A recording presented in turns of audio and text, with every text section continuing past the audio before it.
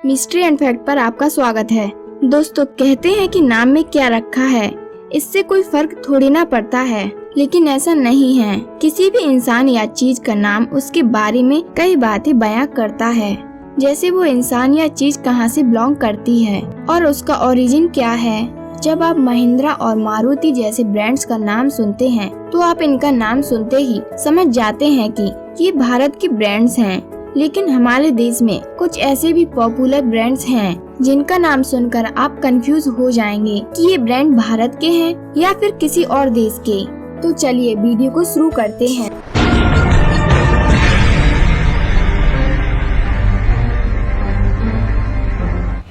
Number 7, royal Enfield.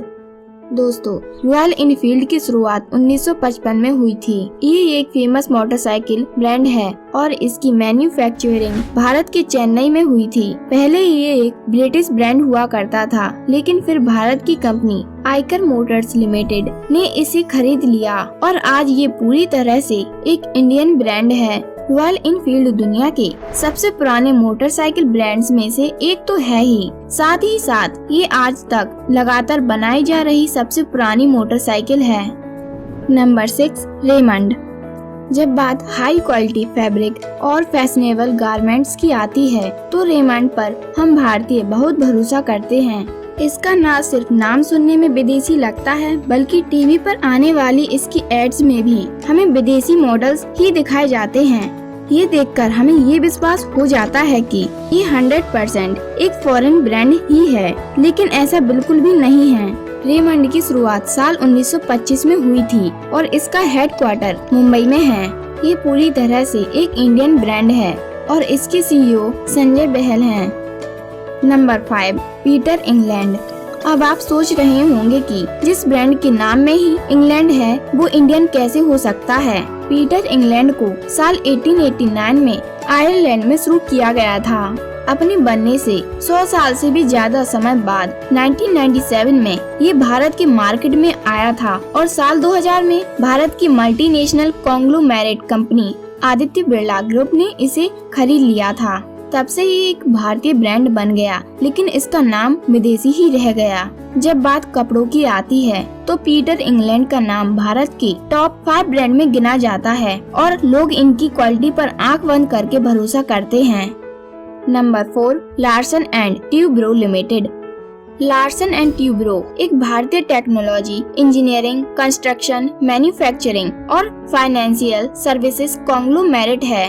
7 फरवरी 1938 को Denmark से भारत में शरण लेने आए 2 इंजीनियर्स हेनिंग हॉल्क लार्सन और सोरेन क्रिश्चियन ट्यूब्रो ने इस कंपनी की शुरुआत की थी। आजादी के बाद इस कंपनी ने अपने ऑफिसेज मुंबई के अलावा चेन्नई, कोलकाता और दिल्ली में फैलाया। 1965 में जब होमी जहांगीर भाभा ने देश में न्यूक्लियर रिएक्टर्स एस्टेब्लिश किए तो इस कंपनी ने इसमें बहुत योगदान दिया था।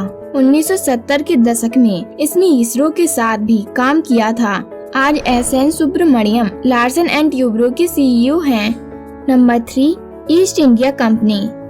दोस्तों, ईस्ट इंडिया कंपनी की शुरुआत 31 दिसंबर 1600 को हुई थी। इंग्लैंड की क्वीन एलिजाबेथ ने एक रॉयल चार्टर इशू करके इस कंपनी को भारत में ट्रेड करने के लिए इजाजत दी थी।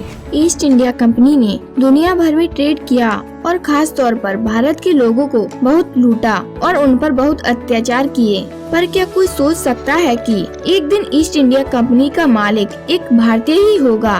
1857 के संग्राम के बाद ईस्ट इंडिया कंपनी को खत्म कर दिया गया था और ये सिर्फ इतिहास की किताबों में ही जिंदा बची थी। साल 2003 में इस कंपनी के कुछ इन्वेस्टर्स ने इसे फिर से शुरू करने की ठानी और साल 2005 में भारत के बिजनेसमैन संजीव मेहता ने इसे खरीद लिया। आज east India company luxury T, coffee और फूड का बिजनेस करती है।